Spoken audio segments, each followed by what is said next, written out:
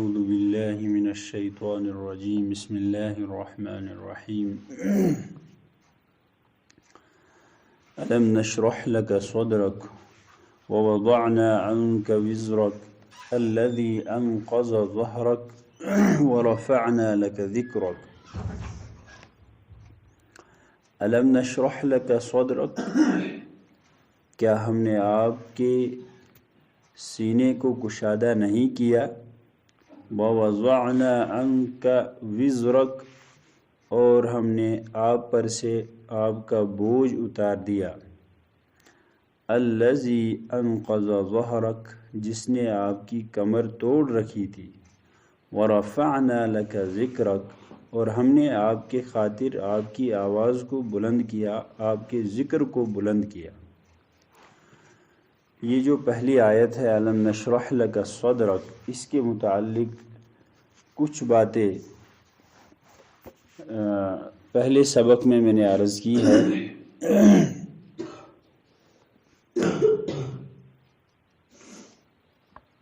شرح صدر یہ دو طرح کا ہوتا ہے،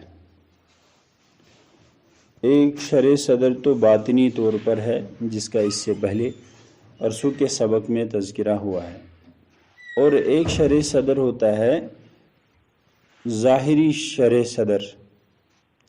ظاہری شرح صدر یعنی سینہ مبارک کو چاک کرنا، یہ آپ علیہ السلام کو پوری عمر مبارک میں تقریباً 4 مرتبہ ہوا ہے۔ آپ علیہ السلام کے سینے مبارک کو چاک کیا گیا ہے۔ سب سے پہلی مرتبہ نبی رحمت صلی اللہ علیہ وسلم کی عمر مبارک 4 سال تھی۔ آپ حضرت حلیمہ سعدیہ رضی اللہ تعالی عنہ کے گھر میں تھے اور اپنی بہن جو رضائی بہن تھی حضرت شیمہ، ان کے ساتھ بکریاں چرانے کے لیے گئے تھے۔ 4 سال کا بچہ ہے، بہرحال حضرت شیمہ نے اپنے ساتھ لیا ہوگا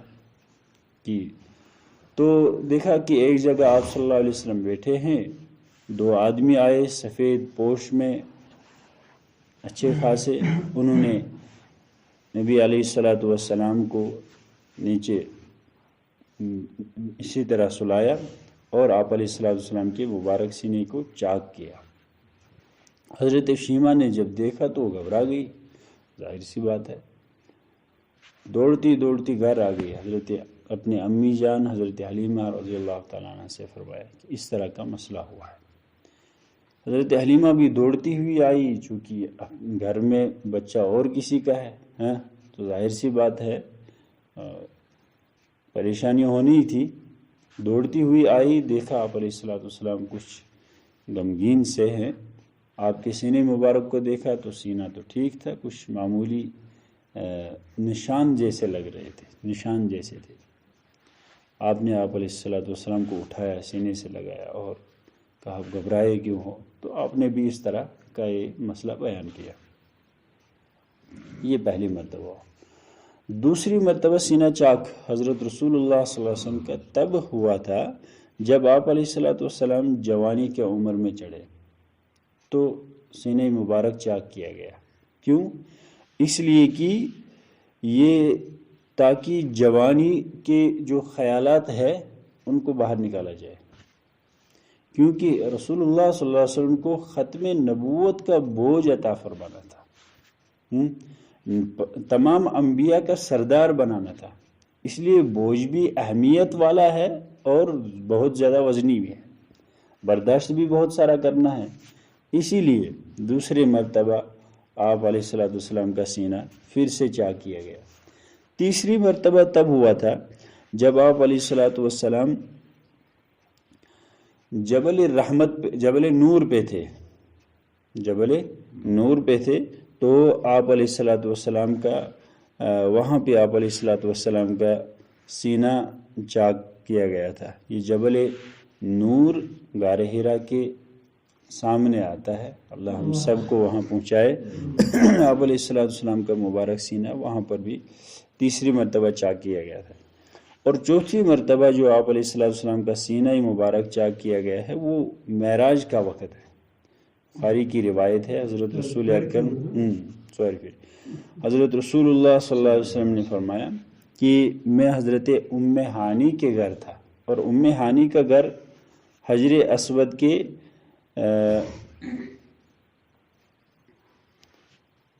جنوب مشرق کے جانب، حجر اسود سے جنوب مشرق کے جانب 170 قدم پر تھا، زیادہ دور، کعبۃ اللہ کے بالکل نزدیک 170 قدم پہ دور تھا ام ہانی کا گھر۔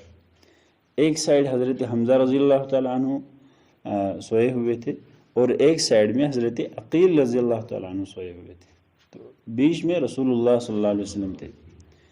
فرشتے آئے، حضرت جبرائیل علیہ السلام ان کے ساتھ اپنا قافلہ آیا، اور وہ آپس میں گفتگو کرنے لگے کہ من ہوں، یہ ان میں سے کون ہے، یہ جو سوئے ہوئے ہیں ان میں سے کون ہے؟ تو ایک نے جواب دیا اوسطہم وہو خیر لہم، ان میں جو درمیانی ہے یہی ہے اور یہ ان میں سب سے بہتر ہے۔ یہ ان میں ایک سائڈ سے حضرت حمزہ، ایک سائڈ سے حضرت عقیل رضی اللہ تعالیٰ نے کہا یہ جو درمیانی والے ہیں یہی ہے، یہ اور یہ سب سے بہتر ہے۔ تو جب ان کو اٹھایا گیا، معراج پہ لینے کا جو واقعہ ہے یہ کچھ عجیب سا ہے۔ اٹھایا آپ علیہ السلام کو، دروازے سے باہر نہیں نکالا، چھت توڑی گئی اور چھت سیدھا ہی اوپر اٹھایا گیا، اور سیدھا کعبۃ اللہ کے حتیم کے اندر آپ علیہ السلام کو سلایا گیا۔ جو حتیم ہے، کعبۃ اللہ کے باہر ایک دیوار ہے، اس کا نام حتیم ہے۔ وہ حتیم کے اندر کعبۃ اللہ کا داخلی حصہ ہے۔ جو حتیم کے اندر نماز پڑھتا ہے گویا اس نے کعبۃ اللہ کے اندر نماز پڑھی ہے، ٹھیک، کیونکہ کعبۃ اللہ کی بہت ساری تعمیر ہوئی ہے، ایک تعمیر ہوئی وہ حتیم کو بھی پوری تعمیر میں داخل فرمایا گیا، پھر ایک تعمیر ہوئی تو جس طرح پہلے تھا حتیم کو باہر اور جو پہلے دیواریں تھی وہی، ٹھیک۔ تو حتیم کے اندر کا جو سائڈ ہے وہ کعبۃ اللہ کے اندر کا حصہ مانا جاتا ہے۔ آپ علیہ السلام کو وہاں پہ لٹایا گیا، آپ کے سینہ مبارک کو وہاں چاک کیا، چوتھی مرتبہ ہے آپ کا سینہ مبارک چاک کیا گیا، زمزم کے پانی سے آپ کے دل کو، سینے کو دھویا گیا، اور ایک تشت، سونے کی تشت لائی گئی، اس میں علم و حکمت بری ہوئی تھی، وہ آپ کی سینہ مبارک میں ڈالا گیا۔ یہ چوتھی مرتبہ۔ اس طرح آپ علیہ السلام کی مبارک سینے کو پھر سے، ہاں، حتیمس اندر، تو یہ چوتھی مرتبہ ہوا۔ اس کے بعد آپ علیہ السلام کو آسمان کی سیر کروائی گئی، جنت اور جہنم، اور یہ جو مسجد حرام سے مسجد اقصیٰ کا مسئلہ ہے یہ اس کے بعد کا مسئلہ ہے۔ آج تو جہاں پہ آپ علیہ السلام آرام فرمائے ہوئے تھے ام ہانی کے گھر، آج تو وہ سارا مسجد حرام میں ہے۔ البتہ ایک نشانی کتابوں میں آئی ہے، اللہ ہم سب کو پہنچائے، جس سائڈ میں حضرت ام ہانی کا مکان تھا اس سائڈ میں ایک گیٹ ہے، اس گیٹ کا نام رکھا گیا ہے باب ام ہانی، باب ام ہانی۔ اللہ صحیح کہتے ہیں، تو اللہ تعالیٰ بات نہیں ان سائڈ نہیں، ہم بھی دیکھیں گے ان نظاروں کو۔ تو بہرحال یہ چوتھی مرتبہ ہوا تھا، اور پھر اس کے بعد آپ علیہ السلام کو معراج کروائی گئی۔ یہ ظاہری شرع صدر ہے، ایک تو ہے باطنی شرع صدر، وہ کل میں نے عرض کیا تھا، اور ایک ظاہری شرع صدر ہے، آپ کے دل کو چیرا گیا اور آپ کے دل میں علم اور حکمت کی جو باتیں ڈالی گئی، اور ابتدا سے آپ پر نظر، آپ پر اس طرح بچپن کے خیالات بھی نکالے گئے، جوانی کے جو کچھ خیالات ہوتے ہیں وہ بھی نکالے گئے ہیں، کبھی جبل نور پہ، کبھی کہیں، کبھی حتیم میں۔ یہ آپ علیہ السلام پر، چونکہ انبیاء کو تربیت شروع سے ہی اللہ تبارک و تعالیٰ خود فرماتے ہیں، اسی لیے شروع سے ہی نگاہ آپ علیہ السلام پر لگی ہوئی ہے۔ تو فرمایا الم نشرح لک صدرک، کیا ہم نے آپ کے خاطر آپ کے سینے کو علم و حکمت سے کشادہ نہیں کر دیا؟ حضرت تھانوی صاحب نے یہ ترجمہ کیا ہے، کیا ہم نے آپ کے خاطر آپ کے سینے کو علم و حکمت سے کشادہ نہیں کیا؟ وَوَضَعْنَا عَنْكَ وِزْرَكَ، اور ہم نے آپ سے آپ کا وہ بوجھ تھا اتار دیا۔ وہ کیسے اتارا؟ آپ علیہ السلام پر تو نبوت کا بوجھ تو بہت بھاری تھا، کیونکہ ہر بندے کے پاس ایسے ماحول میں، جس ماحول کا میں نے کل پرسوں تذکرہ کیا تھا، ایسے ماحول میں ہر بندے کے سامنے لا الہ الا اللہ کلمہ رکھنا، دعوت دینا، یہ بہت بڑا کام ہے۔ تو اللہ تعالیٰ نے آپ کے سائیڈ میں کچھ غم گسار پیدا فرمائے، حضرت ابوبکر صدیق رضی اللہ تعالیٰ عنہ، حضرت عمر فاروق رضی اللہ تعالیٰ عنہ، حضرت عثمان غنی رضی اللہ تعالیٰ عنہ، حضرت علی رضی اللہ، حضرت عبد الرحمن ابن عوف، حضرت زبیر، حضرت طلحہ، حضرت عبداللہ ابن مسعود، حضرت حمزہ، ان جیسے وفادار صحابیوں کو پیدا فرمایا، اور ان کے ذریعے سے آپ کے بوجھ کو ہلکا کیا گیا۔ ٹھیک، یہ حوارین رہے، یہ ساتھ رہے، جہاں بھی جس بات کی ضرورت یہ سامنے کھڑے ہوتے تھے، تو ان سے ایک تو ہے ایک ظاہری جو تھوڑا بوجھ تھا، اس سے تھوڑا ہلکا کیا گیا۔ الذی انقض ظہرک، کہ بوجھ کتنا تھا، جس طرح انسان کے کمر پہ زیادہ بوجھ ہوتا ہے تو کمر ٹیڑھی ہو جاتی ہے، فرمایا آپ کے اوپر بھی اتنا بوجھ تھا جس نے آپ کی کمر کو توڑ رکھا تھا، اتنا بوجھ تھا۔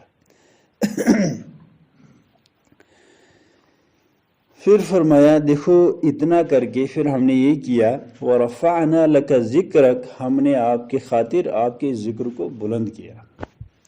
ذکر کو کیسے بلند کیا؟